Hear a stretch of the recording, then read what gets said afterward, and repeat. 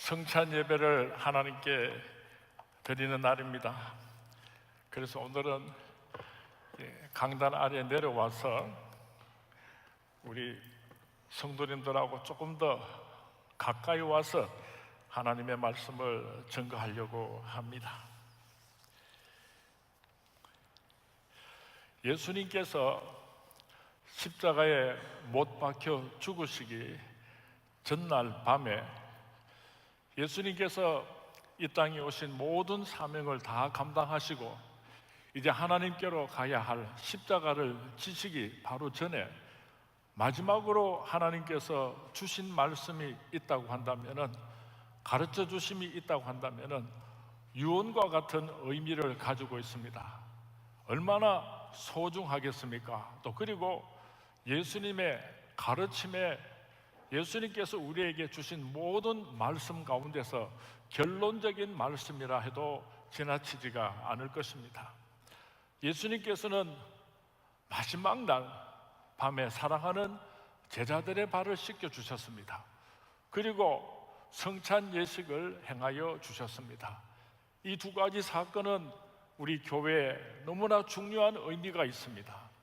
하나님의 아들 예수님께서 더러운 사람의 발을 씻겨주시는 이 장면을 우리가 한번 상상해 보았으면 좋겠습니다. 지난 주간에 특별 새벽 기도를 하면서 화요일 새벽에는 이번에 피택 받으신 장로님, 피택 장로님 세 분을, 또 수요일 날에는 피택 받으신 안수 집사님을, 목요일에는 피택 받으신 우리 권사님들을 위하여서 제가 그분들의 발을 씻겨 드렸습니다. 이렇게 기도를 드렸습니다. 예수님께서 사랑하는 제자들의 발을 씻겨 주신 것처럼 주의 종이 집사님의 발을 씻겨 드립니다. 집사님도 우리 교회 안에 병들고 가난하고 어렵고 소외된 사람을 찾아가서 저들의 눈물을 닦아주시고 저들의 더러운 발을 닦아주시는 좋은 장로님 되어주시기 바랍니다. 좋은 안수 집사님, 권사님 되어주시기 바랍니다. 예수님 이름으로 기도합니다. 아멘. 똑같이 그렇게 기도하면서 우리 피택 되신 분들의 발을 씻어 드렸습니다.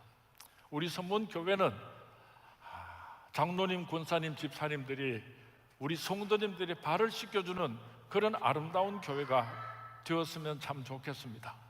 조금 전에 예배당으로 올라오려고 하는데 주일학교 천사들이 둘이 제 방으로 놀러 왔습니다. 가끔 제 방에 놀러 오는 친구가 있는데 그 두 친구가 제게 이렇게 물었습니다.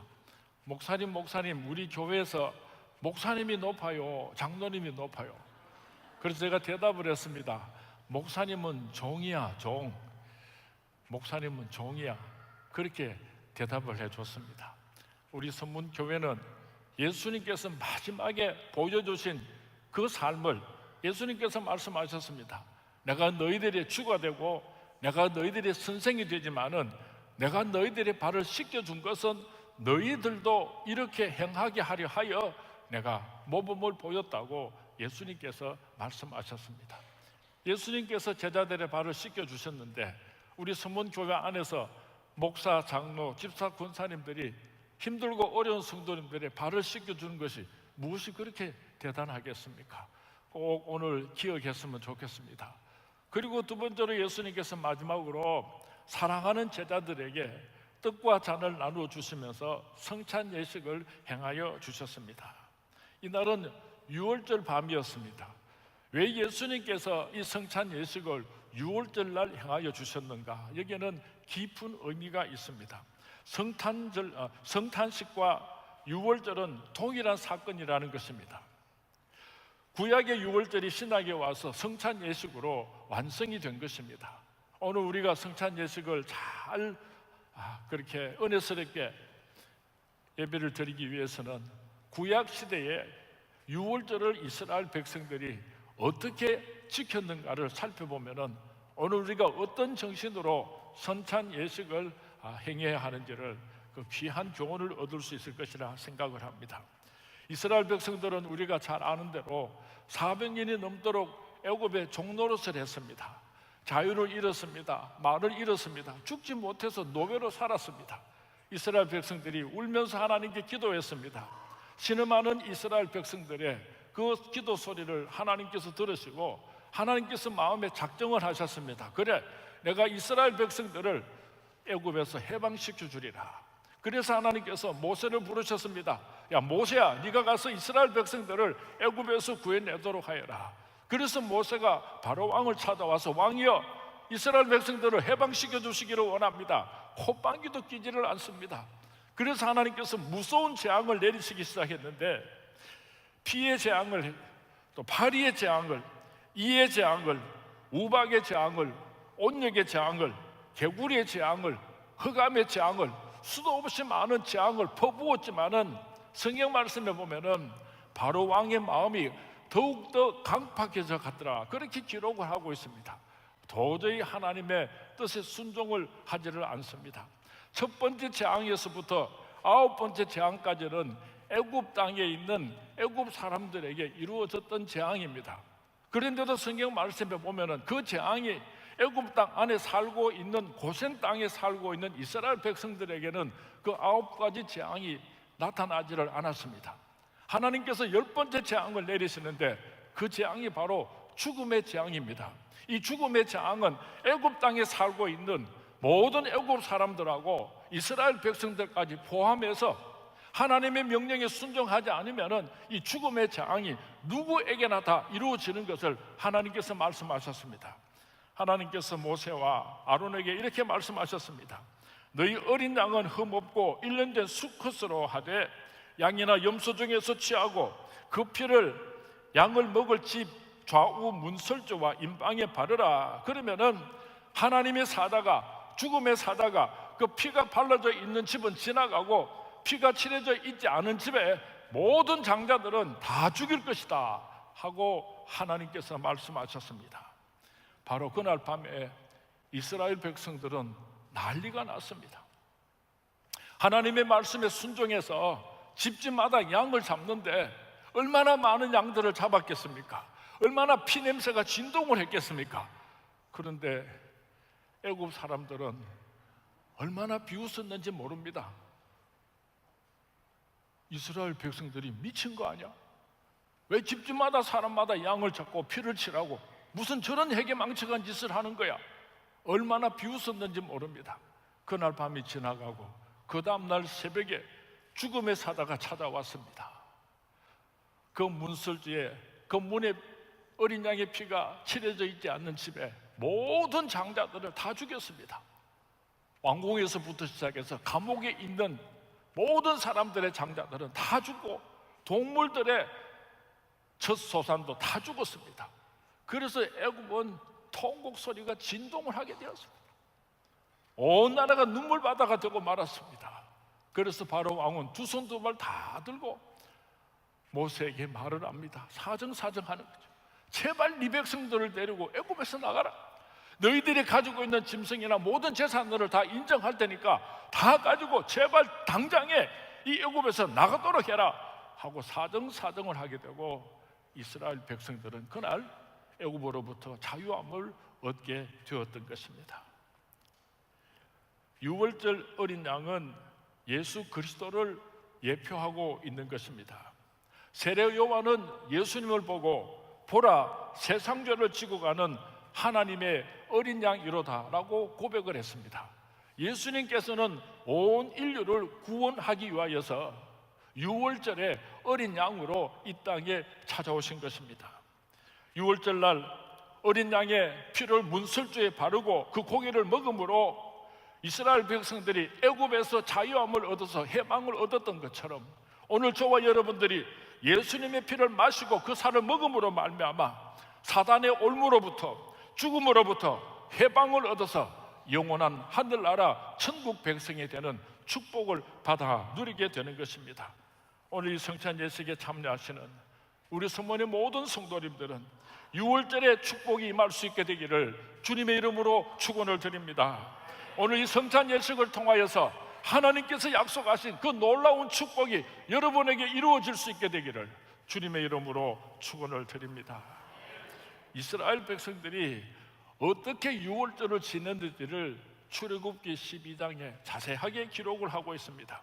출애굽기 12장 3절 말씀을 우리 같이 한번 봉독하도록 하겠습니다. 시작. 너희는 이스라엘 회중에게 고하여 이르라. 이달 열흘에 너희 매인 이 어린 양을 취할지니 각 가족대로 그 식구를 위하여 어린 양을 취하되, 각자가 각 가족대로 그렇게 어린 양을 잡아서 문설주의 피를 취하라고 그렇게 성경 말씀에 기록하고 있습니다. 오늘날 많은 사람들이 내 남편이 예수를 잘 믿으니까, 우리 부모님이 예수를 잘 믿으니까 나도 천국 들어갈 수 있을 것이야, 막연하게 기대하는 사람들이 있는 것 같습니다. 오늘은 바빠서 내가 성찬 예식에 참여하지 못하지만은 내 아내가, 내 남편이 오늘 성찬 예식에 참여했으니까 하나님께서 좀 사정을 봐주시지 않겠는가, 그렇게 생각하는 어리석은 사람들이 참 많습니다. 성찬 예식에는 그 누구도 대신할 수 없는 것입니다. 구원은 그 누구도 대신할 수가 없는 것입니다. 오늘 성찬 예식에 참여하심으로 하나님의 축복의 주인공들이 될 수 있기를 바랍니다. 두 번째로는 어떻게 유월절을 지켰는가 하면은 7절 말씀입니다. 우리 같이 봉독합니다. 시작. 그 피를 양을 먹을 집 좌우 문설주와 임방에 바르고, 유월절 어린 양의 피는, 예수님의 보혈의 피는 밖에서 볼 때 보일 수 있도록 그 피를 발라야지 되는 것입니다. 누가 보는가 하면은 하나님께서 보실 수 있도록, 누가 보는가 하면은 세상 사람들이 내가 그리스도인인 것을 볼 수 있도록 그렇게 성찬 예식에 참여하는 것입니다. 누구든지 사람 앞에서 나를 시인하면 나도 하늘에 계신 내 아버지 앞에서 그를 시인할 것이요, 누구든지 나를 사람 앞에서 부인하면 나도 하늘에 계신 내 아버지 앞에서 너를 부인할 것이라고 예수님 말씀하셨습니다. 오늘 이 성찬 예식에 참여할 때 우리는 세상 사람들 앞에서, 하나님 앞에서 나는 그리스도인입니다 라고 확실하게 선언을 하는 그런 귀한 예식이 되는 것입니다. 한 군데만 피를 발라도 좋을 텐데 왜 오늘 성경 말씀에 좌우 문설주와 인방 세 곳에다가 어린 양의 피를 바르라고 말씀을 하고 계시는가 하면은, 오늘 성찬 예식에 우리가 참여할 때 마음과 뜻과 정성을 다하여서 온전한 마음으로 성찬 예식에 참여하라고 하는 깊은 뜻을 가지고 있는 것입니다. 이스라엘 백성들이 유월절을 지킬 때 어떻게 양의 고기를 먹었는가, 출애굽기 12장 8절에서 11절 말씀에 자세히 기록하고 있습니다.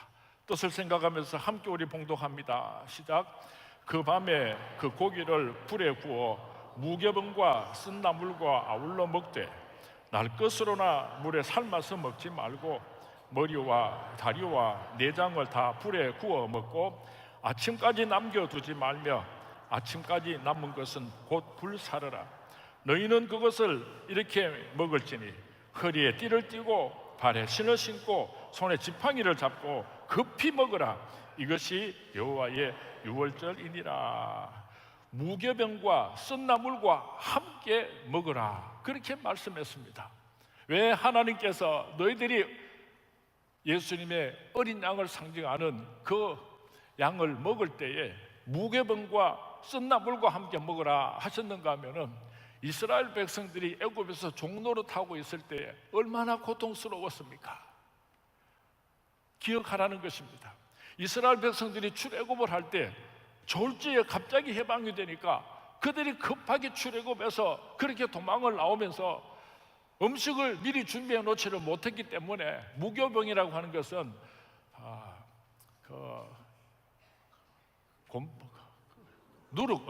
누룩을, 목사가 잘 생각 안 나니까, 이 누룩을 넣어서 빵을 부풀려서 그렇게 빵을 만들어야지 맛있는 빵을 만들어서 그렇게 맛있게 먹을 수가 있는데, 얼마나 급했던지 누룩을 넣어서 부풀리게 할 시간이 없어가지고 생떡을 가지고 도망을 나왔어요. 그 떡을 가서 무교병이라, 누룩이 들어가지 않은 떡이라는 뜻입니다. 얼마나 맛이 없는 떡인지를 의미하는 것입니다. 유월절을 지킬 때는 애굽에서 고생했던 것, 또 애굽에서 급하게 나올 때 얼마나 힘들고 어려웠던지, 하나님께서 얼마나 기적적으로 이스라엘 백성들을 해방시켜 주셨는지를, 그것을 기억하면서 그렇게 유월절을 지키라고 하나님께서 부탁하신 것입니다. 오늘 우리가 성찬 예식에 참여할 때에 내가 예수 믿기 전에, 내가 구원함을 받기 전에 나의 얼마나 비참했던가 그 삶을 기억하면서 오늘 성찬 예식에 참여할 수 있기를 바랍니다. 그리고 머리와 다리와 내장을 다 불에 구워서 먹으라 그랬습니다. 예수님의 전 인격을 다 우리가 그렇게 생각하면서 먹어야 되는 것입니다. 예수님께서 가르쳐 주신 그 모든 가르침과 예수님께서 보여주신 그 모든 모범과 예수님께서 우리에게 부탁하신 그 모든 말씀들을 전부 다 기억하고 생각하면서 그렇게 받아 먹으라고 말씀하고 있습니다. 아침까지 남겨두지 말고 이 말씀은 미루지 말라는 것입니다. 내가 지금은 죄가 많으니까 오늘은 성찬 예식에 안 참석하고 좀 거룩하고 구별된 삶을 살게 되면 그때는 내가 다음번에는 꼭 성찬 예식에 참여하겠습니다 그러면서 미루지 말라는 거예요. 그리고 허리에 띠를 띠고 발에 신을 신고 손에 지팡이를 잡고 급히 먹으라 그랬습니다. 오늘 성찬 예식에 우리 성도님들이 급히 참여할 수 있게 되기를 주님의 이름으로 축원을 드립니다. 오늘 성찬 예식을 통하여 우리가 성찬 예식을 드릴 때 유월절의 정신을 가지고 오늘 성찬 예식에 참여함으로 말미암아 이스라엘 백성들이 어린 양의 피를 문설주에 바르고 그 내장을 구워 먹음으로 해방되었던 것처럼 예수님의 살을 먹고 예수님의 피를 마심으로 죽음으로부터 해방이 되고 사탄 마귀로부터 해방이 되어서 영원한 천국 백성이 될 수 있기를 주님의 이름으로 축원을 드립니다. 주님의 이름으로 축원을 드립니다. 이스라엘 백성들이 유월절을 지났을 때에 애굽에서 해방이 되었습니다. 그리고 나서 하늘에는 불기둥과 구름기둥이 나타나서 이스라엘 백성들이 광야를 지나서 하나님께서 약속하신 젖과 꿀이 흐르는 가나안 땅에 들어갈 수 있도록 하나님께서 보호하시고 지켜주셨습니다. 오늘 경건하게 이 성찬 예식에 참여함으로 이스라엘 백성들에게 나타났던 그 불기둥과 그 구름기둥이 나타나서 저와 여러분의 우리들의 남은 세계를 하나님께서 지켜주시고 축복하시고 영원한 하늘나라 천국까지 인도하시는 하나님의 축복이 임할 수 있게 되기를 주님의 이름으로 축원을 드립니다. 오늘 이 성찬 예식을 통하여 말할 수 없는 신비로운 축복이 약속되어 있습니다. 이 성찬 예식을 통하여 우리들의 모든 죄가 용서함을 받는 축복이 약속되어 있습니다. 오늘 성찬 예식에 참여함으로 우리는 새 생명을 얻는 축복을 약속하여 주셨습니다. 그리고 우리 육신의 모든 질병들을 예수님의 보혈의 피로 깨끗이 씻어주시고 고쳐주시는 약속을 담고 있습니다. 오늘 우리가 성찬 예식에 참여함으로 예수 그리스도와 내가 한 몸을 이루는 축복이 약속되어 있습니다. 오늘 우리가 성찬 예식에 참여함으로 예수 그리스도 안에서 우리 모든 성도님들이 한 몸을 이루는 축복을 약속하고 있습니다. 오늘 이 성찬 예식에 참여함으로 우리는 부활의 소망을 가지게 되는 것입니다.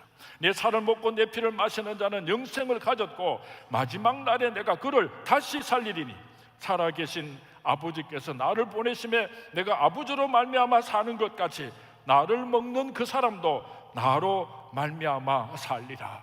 오늘 이 성찬 예식에 참여함으로 이 세상은 잠시 잠깐인 줄 알고 영원한 하늘나라를 사모하면서 저 천국에 내가 들어가는 확신을 가지고 하나님께 감사와 찬양을 올려드리는 우리 성문의 아들, 딸들이 될 수 있기를 바랍니다. 우리가 이 성찬 예식에 참여함으로 전도와 선교의 사명을 다시 한번 다짐하는 것입니다.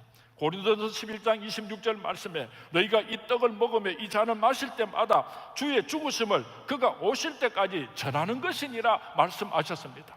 우리는 예수 믿고 성찬 예식을 통해서 놀라운 하나님의 축복을 받으면서 이 땅에서 살다가 영원한 하늘나라 천국에 들어갈 것입니다. 아직도 예수를 모르는 불쌍한 사람들에게 달려가서 주 예수를 증거하는 우리들의 남은 생애가 될 수 있기를 주님의 이름으로 축원을 드립니다. 왜 우리가 이 성찬 예식에 참여해야 하는가? 예수님께서 행하라고 말씀하셨기 때문입니다. 마가다락방에 모인 사랑하는 예수님의 제자들에게 떡과 잔을 나누어 주시면서 이것은 너희를 위하여 내 몸이니 받아 먹으라. 이 잔은 내 피로 세운 새 언약이니 곧 너희를 위하여 흘리는 것이니 이것을 행하여 나를 기념하라고 예수님께서 명령하시고 부탁하셨기 때문입니다. 왜 오늘 우리가 이 성찬 예식에 참여하게 됩니까? 신비로운 말할 수 없는 많은 축복들이 이 성찬 예식 속에 담겨 있기 때문인 것입니다. 성찬의 이 작은 떡과 잔은 우리의 배를 채울 수도 없고 우리의 목을 축일 수도 없을 것입니다. 성찬의 떡을 대할 때에 이것은 나의 죄를 위해 십자가 위에서 찢기신 예수님의 몸으로 믿고 떡을 받으시기 바랍니다. 성찬의 잔을 받을 때에 이것은 나의 죄를 위하여서 십자가 위에서 흘리신 예수님의 피로 믿고 이 잔을 받을 수 있게 되기를 바랍니다. 꽃은 생명이 있을 때 아름답습니다. 그러나 그 꽃이 생명을 잃어버리면 추해지고 마는 것입니다. 장미꽃이나 국화꽃이나 향기가 있을 때 얼마나 아름답습니까? 그러나 그 꽃이 향기가 없다면 조화에 불과한 것입니다. 성찬 예식에 감격은 사라지고 형식과 습관만 남아있다면 예수님의 사랑과 그 희생을 욕되게 하는 것입니다. 사도 바울은 성찬 예식에 참여하는 성도들을 향하여서 떡과 잔을 받기에 합당한가 먼저 자기 자신을 살피고 회개한 후에 주의 몸을 분별함으로 먹고 마시라고 권면을 했습니다. 누가 자격이 있어서 성찬 예식에 참여할 수가 있겠습니까? 나는 깨끗하다, 나는 거룩하다, 그렇기 때문에 당연히 이 성찬 예식에 참여할 수 있다고 생각하는 사람은 저를 포함해서 아무도 없을 것입니다. 하나님 앞에서 철저하게 자복하고 회개하면서 오늘 이 성찬 예식에 참여할 수 있기를 바랍니다. 로마서 5장 29절에 죄가 더한 곳에 은혜가 더욱 넘쳐난다고 말씀하고 있습니다. 내가 죄가 많다고 한다면 그 죄를 가지고 이 성찬 예식에 참여함으로 놀라운 하나님의 위로와 축복과 평강이 사랑하는 성원의 모든 성도님들과 함께 할 수 있게 되기를 주님의 이름으로 축원을 드립니다. 이제 성찬 예식을 행하려고 합니다. 한 1분, 2분 동안 우리가 조용히 기도하면서 하나님 이 성찬 예식을 통하여서 나에게 이런 축복을 주시기를 원합니다. 이 성찬 예식에 참여함으로 나의 남은 생에는 이렇게 살겠습니다. 그렇게 약속을 드리면서 이 성찬을 준비하시기를 바랍니다. 다 같이 기도하겠습니다.